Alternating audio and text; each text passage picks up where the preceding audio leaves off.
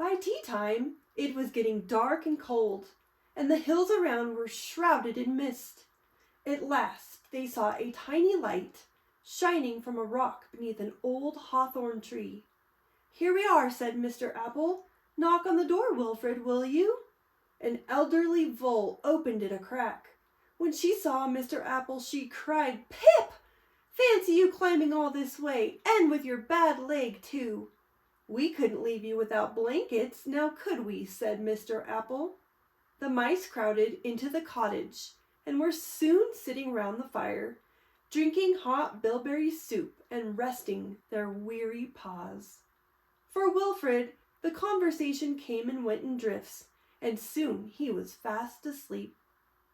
Someone lifted him gently onto a little bracken bed in the corner, and the next thing he knew was the delicious smell of breakfast sizzling on the range. Wilfred ate heartily oat cakes with rowanberry jelly and listened to the voles describing their hard life in the hills. He was disappointed when Mr. Apple announced that it was time to leave. "Can't we explore it a bit first?" he begged.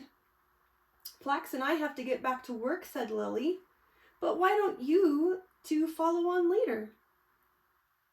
"Well," relented Mr. Apple, "there are some fine junipers beyond the crag, and Mrs. Apple loves junipers," said Wilfred quickly. "Let's get her some."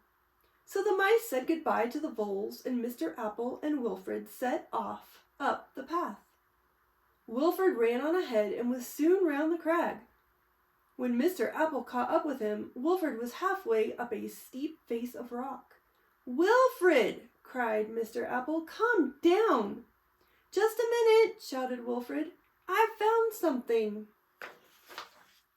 Mr. Apple watched as Wilfred pulled himself up onto the narrow ledge and started scraping at the rock and stuffing something in his pocket. "Look!" cried Wilfred. "Gold!" "Don't be silly, Wilfred!" shouted Mr. Apple. "That's not gold. Come down at once." Wilfred looked over the side. His voice faltered. "I can't," he said. "I'm scared."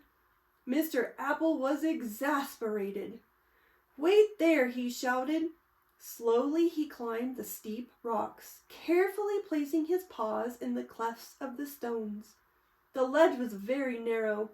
"We'll edge along this way. Perhaps the two paths will meet," he said. "We certainly can't go down the way we came up."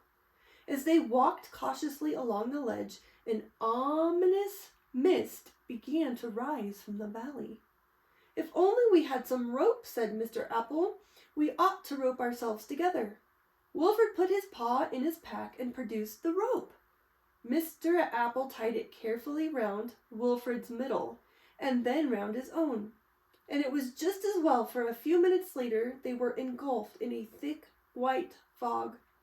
"Turn to the rock face, Wilfred. We'll ease our way along, one step at a time."